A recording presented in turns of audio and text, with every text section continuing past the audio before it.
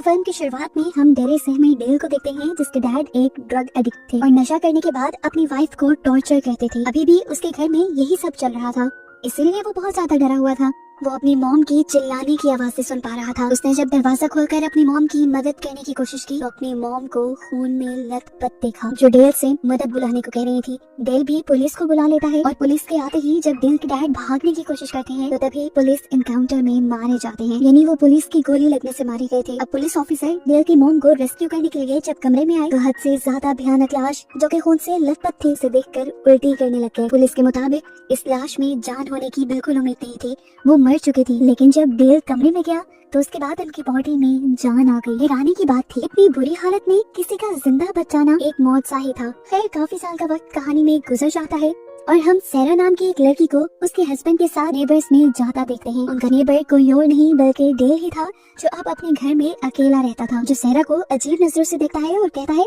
मुझे लगता है कि हम कहीं मिल चुके हैं, लेकिन ऐसा कुछ सैरा को याद नहीं था। यहीं पर हमें बताया जाता है कि आज से तकरीबन 3 महीने पहले सैरा का एक बहुत ही बुरा एक्सीडेंट हुआ था जिसमें वो मरने वाली थी लेकिन किसी मौत से बच गई। इस हादसे ने उसे बदल दिया था, उसे जिंदगी की कदर हो गई थी। अब वो अपनी जिंदगी जीना चाहती थी, उसे बच्चे भी चाहिए थे पर उसके हस्बैंड को लगता था कि अभी सही वक्त नहीं है। सैरा शॉपिंग के लिए जाती है तो देखती है कि डेल भी वही काम करता है जो उसे देखते ही अपने सारे काम छोड़कर उसकी मदद के लिए आ जाता है, यहाँ तक के सामान उसकी गाड़ी में भी लोड कर देता है और रात में दोबारा सैरा के घर भी आता है वो प्लेट्स देने के लिए जिसमें सैरा उसके घर कुकीज लाई थी। ये देने के बाद डेल चला गया। सैरा भी कुछ रिकॉर्ड करती है और फिर सोने चली जाती है। अब तक तो सब नॉर्मल था पर सुबह बहुत ही अजीब हुई। वो एकदम से एक बुरे ख्वाब से जागी और देखा कि उसके कपड़े बदले हुए थे। सैरा का हस्बैंड जॉश भी रात में घर नहीं आया था कि सैरा उससे पूछ लेती कि रात में क्या हुआ। वो अब अपनी दिमागी हालत को खराब समझने लगी थी, इसीलिए वो एक डॉक्टर के पास जाती है। डॉक्टर ने उसे रिलैक्स किया और बताया कि शायद तुम अपने हादसे से रिकवर नहीं कर पाई। डॉक्टर बताते हैं कि मेरे साथ भी पहले ऐसा ही होता था, नींद टूट जाती थी, अजीब ख्याल आते थे, रात में जो होता था वो याद ही नहीं रहता था। कभी कभी तो ऐसा भी लगता था कि कोई मुझे मारने की कोशिश कर रहा है। ये सब ख्याल मेंटल इलनेस की वजह से आते हैं और सैरा भी ऐसे ही एक स्टेज से गुजर रही थी। उसके कपड़े चेंज करने के बारे में डॉक्टर कहते हैं कि अक्सर लोग नींद पे चलते हैं या सो काम करने लगते हैं। सैरा ने भी नींद में कपड़े बदले होंगे और उसे याद नहीं रहा होगा। डॉक्टर उसे मेडिसिन दे देती है और सैरा घर आ जाती है। अभी तो वो काफी रिलैक्स लग रही थी लेकिन जब उसने लॉन्ड्री में अपने कल वाले कपड़े देखे तो वो शॉक रह गई क्योंकि उन कपड़ों पे खून लगा हुआ था और उस रात के बाद तकरीबन रोज से उसके साथ ऐसा ही होने लगा था। सुबह जब वो उठती तो उसके कपड़े बदले हुए होते थे और उसे अपनी एक किट से डिटर्जेंट्स की स्मेल आती थी जैसे उसने पूरी रात सफाई की हो। इस दौरान उसका हस्बैंड जॉश भी घर पे नहीं था, वो उससे भी ये सब डिस्कस नहीं कर पा रही थी। जैसे प्रॉब्लम सारा के साथ चल रहे थे ऐसे ही कुछ प्रॉब्लम्स उसके हस्बैंड जॉश के साथ भी चल रहे थे।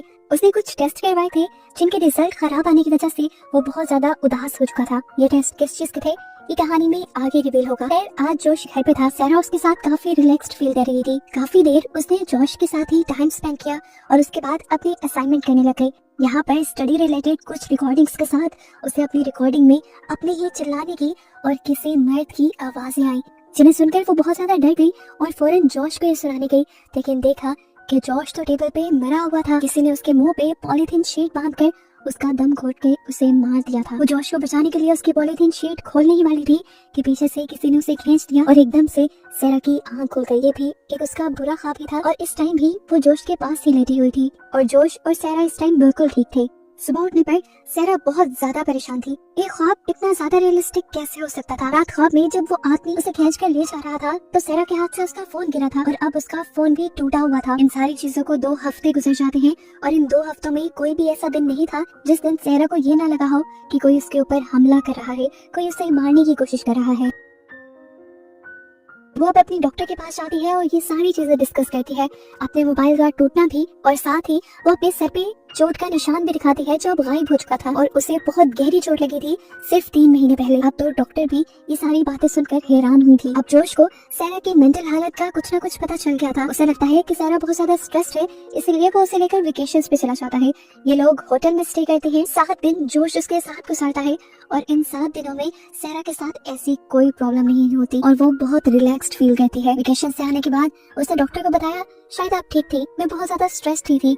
वेकेशन पे जाने के बाद सब नॉर्मल हो गया। खैर सैरा अब घर आ जाती है और घर आने के बाद उसने फील किया कि आजकल उसकी तबीयत कुछ ठीक नहीं रहने लगी थी।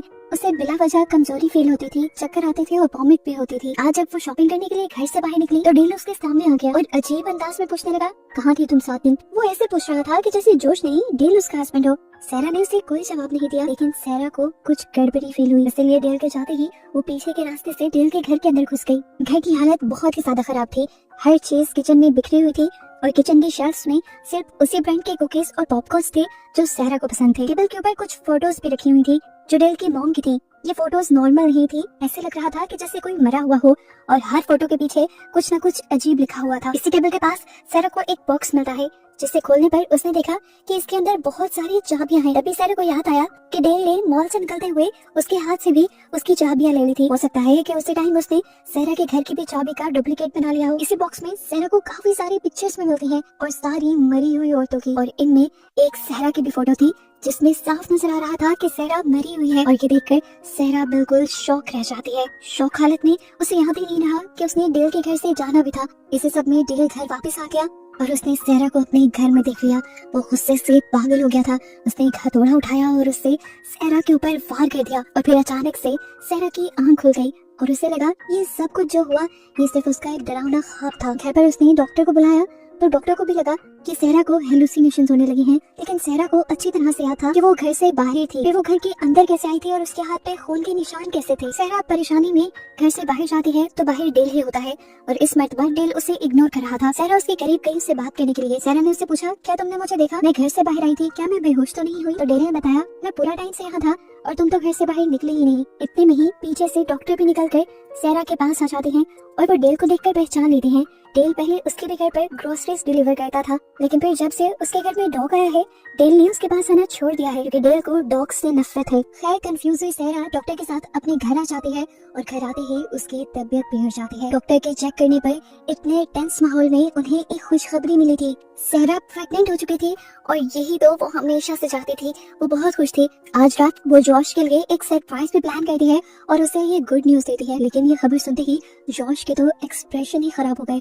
वो बहुत ज्यादा उदास हो गया और उसे लगने लगा कि सारा उसे चीट कर रही है क्योंकि वो जानता था कि वो कभी भी बाप नहीं बन सकता। यही वजह है कि जब जब सारा उससे फैमिली प्लानिंग की बात करती थी तो कई कई दिन घर नहीं आता था। और मूवी के स्टार्ट में जॉश ने जो टेस्ट भी करवाया था वो भी उसकी इनफिडेलिटी का ही था। सारा उसे समझाने की कोशिश करती है कि उसने उसे कभी चीट नहीं किया, लेकिन जॉश उसकी बात नहीं मानता और गुस्से में घर छोड़कर चला जाता है। और यहाँ सारा बहुत ज्यादा दुखी हो जाती है। आज वाले दिन के बाद सारा बहुत ज्यादा डर चुकी थी क्योंकि उसे लगने लगा था कि जो सब ख्याल उसे आते हैं वो उसके ख्याल या ख्वाब नहीं, वो सच है और कोई उसको अब्यूज करता है। इसलिए रात में वो अपने कमरे में सीसीटीवी कैमरा इंस्टॉल कर देती है। साथ ही उसने आज अपनी डॉक्टर को भी, जो अब उसकी दोस्त बन चुकी थी, अपने घर पे उसके डॉग के साथ रोक लिया था।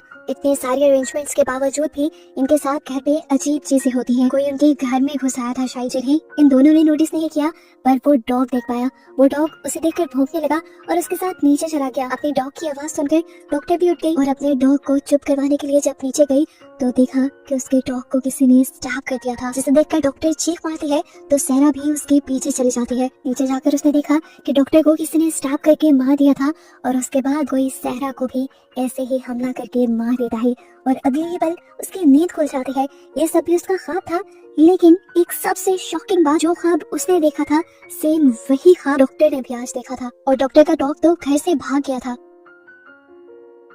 डॉक्टर बहुत ज्यादा स्ट्रेस थी जिसकी वजह से उसे पेन होने लग जाता है। सारा उसे हॉस्पिटल लेकर जाती है तो उसके पास एक बेबी बॉय पैदा होता है, लेकिन अजीब बात थी कि उसकी शक्ल डॉक्टर के फियांसे से बिल्कुल नहीं मिल रही थी। ये लोग सोच में पड़ जाते हैं कि आखिर ये बच्चा किसका है। इसी सारी टेंशन में डॉक्टर सारा को कॉल करती है और उसे बताती है कि तुम्हारे घर में कुछ गड़बड़ी तो जरूर है, शायद तुम्हारे घर में कुछ पैरानॉर्मल एक्टिविटीज हो रही हैं। तुम एक काम करो कि आज ही फौरन मेरे घर शिफ्ट हो जाओ। लेकिन सारा मना कर देती है क्योंकि उसे जानना था आखिर उसके घर पे हो क्या रहा था। रात हो जाती है और दोबारा सारा सोने के लिए लेट जाती है। इस मरतबा उसने कैमरा पहले से ही ऑन कर लिया था और अगली सुबह दोबारा उसकी बहुत ही डरावने सपने से आँख खुली, लेकिन इस मरतबा वो बिना कपड़ों की थी। उसने फौरन जाकर कैमरे की फुटेजेस चेक की तो वो हैरान परेशान रह गई। उसका शक सिर्फ शक नहीं था, हकीकत था। रात में कोई उसके घर पे आया था, किसी ने उसके हाथ पांव बांध कर उसे अब्यूज किया और उसके बाद उसे गर्दन काट के मार डाला। ये कोई और नहीं बल्कि डेल ही था। लेकिन इतना सब होने के बावजूद भी अब सारा जिंदा कैसे थी? सारा को मारने के बाद डेल ने सारा घर साफ किया, सारा को बेड पे लिटाया, उसकी चोट ठीक की और उसके बाद उसे CPR दिया, जिसके बाद वो यहाँ से चला गया और एकदम से सारा की आँख खुल गई। परेशानी में वो लैपटॉप लेकर फौरन डॉक्टर के पास जाती है और उसे सारी फुटेजेस दिखाती है। जो सब हुआ था वाकई बहुत ही गलत था, लेकिन सवाल तो ये था कि अब सेरा जिंदा कैसे थी। ये लोग अब डेल के बारे में इंटरनेट पे सर्च करते हैं और इन्हें 12 साल पहले हुआ वो वाकया मिलता है जब एलन यानी डेल की मॉम की लाश को पुलिस वालों ने कमरे में देखा था। वो उसे डेड डिक्लेयर कर चुके थे, लेकिन डेल के कमरे में जाते ही वो जिंदा हो गई थी। सेरा डिसाइड करती है कि वो एलन से मिलने के लिए मेंटल असाइलम में जाएगी। सेरा ने वहां जाकर उनसे उनके बेटे डेल के बारे में पूछा और एलन ने भी कुछ नहीं छुपाया, सच सच सब कुछ डेल के बारे में सेरा को बता दिया। वो बताती है कि जब उस रात मेरी मौत हुई तो डेल ने मेरे मुंह में फूंक मारी और मेरे अंदर दोबारा जान आ गई। उसने मुझे जिंदा कर दिया था दोबारा। उसके अंदर ये सुपर पावर थी कि वो किसी को भी फूंक मारकर जिंदा कर सकता था और ये पहली मर्तबा मुझे जिंदा करने पे ही उसे पता चला था, जिसके बाद से उसने अपनी सुपर पावर का गलत फायदा उठाना शुरू कर दिया। वो हर रात एक लड़की का रेप करता था, उसे टॉर्चर करता था, मारता था और फिर सुबह होने से पहले पहले उसे ठीक करके जिंदा कर दिया करता था। ये सब चीजें डेल की मॉम यानी एलन बर्दाश्त नहीं कर पाई। वो अपने बेटे की हरकतों से तंग आ चुकी थी। अपने बेटे को तो रोक ना पाई, लेकिन उसने कई मर्तबा अपनी जान को खत्म करने की कोशिश की, लेकिन डेल ने हर मर्तबा उन्हें जिंदा कर दिया। डेल के रूम में जो हमने पिक्चर्स देखी थी वो भी डेल की मॉम की सुसाइड की थी और हर फोटो के पीछे इंसिडेंट लिखा हुआ था। एक मर्तबा डेल की मॉम ने जंप करके अपनी जान लेने की कोशिश की थी, एक मर्तबा कलाई काट कर। डेल हर चीज को मेमोराइज करने के लिए उनकी पिक्चर लिया करता था। वो डेल से छुटकारा पाना चाहती थी, इसलिए उन्होंने एक दिन प्लान बनाया और घर से बाहर आकर अपने आप को जलाने की एक्टिंग की, जिसके बाद वहाँ पर पुलिस वालों ने आकर उन्हें बचा लिया और फिर मेंटल असाइलम छोड़ दिया। वो बताती हैं कि यहाँ आकर मैं रिलैक्स हूँ, खुश हूँ। एटलीस्ट किसी को जिंदा करवाने के लिए मुझे डेल को कुकीज बनाकर खिलाना नहीं पड़ता। डेल अब सेरा से कहते हैं, अगर तुम्हें सब सच पता चल ही गया है तो तुम प्लीज डेल को मार दो और इस सारी गेम को खत्म करो। सेरा अब घर आ गई। वो जानती थी कि रात में भी डेल उसके घर पे आएगा, इसलिए उसने एक गन उठा ली। जैसे ही उसके घर का रात में दरवाजा खुला, उसने बंदूक का रुख गेट की तरफ कर लिया। बूढ़ी पहना आदमी जैसे ही अंदर आया, उसने धड़ाधड़ 3 गोलियां चला दी, लेकिन पता चला कि ये कोई और नहीं बल्कि जॉश था, जो सेरा से बैकअप करने के लिए आया था। लेकिन डेल ने उसके हाथ पांव बांध कर उसे अपने कपड़े पहनाकर वो अंदर ले आया। जॉश मर चुका था। सेरा ये देखकर बहुत ज्यादा उदास हो गई, लेकिन तभी उसके दिमाग में एक आइडिया आया अपने हस्बैंड जॉश को जिंदा करने का। वो डेल के करीब चली गई और डेल को किस करने के बहाने उसने डेल का सांस लिया और डेल का सांस लेकर जॉश के मुंह में ब्लो कर दिया, जिससे जॉश के अंदर दोबारा जान आ गई।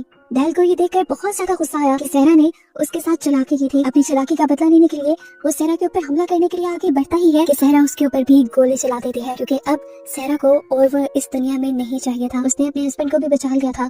सेरा की गोली से आखिर डेल मर जाता है और डेल के मरते ही यहाँ पर वो सारे लोग मरने लग जाते हैं जिनको कभी डेल ने दोबारा जिंदा किया था। एकदम से पूरे शहर में लोगों की चीखने चिल्लाने की आवाजें गूंज उठती हैं। धड़ाधड़ वो लड़कियां मर रही थी गिर गिर के, जिन्हें जॉश ने जिंदा किया था और इनकी तादाद 100 से भी ज्यादा थी। सेरा, जॉश, डेल की मॉम के साथ साथ उस डॉक्टर की भी मौत हो जाती है, जिसका मतलब कि डेल ने उस डॉक्टर को भी अब्यूज करके एक मर्तबा मारा था। लेकिन उसके बेटे की मौत नहीं होती, जिसके बारे में अब हम जान पाए हैं कि वो डेल का ही बेटा है। और बस इस बच्चे को ही दिखाते हुए ये मूवी यहीं पर एंड हो जाती है।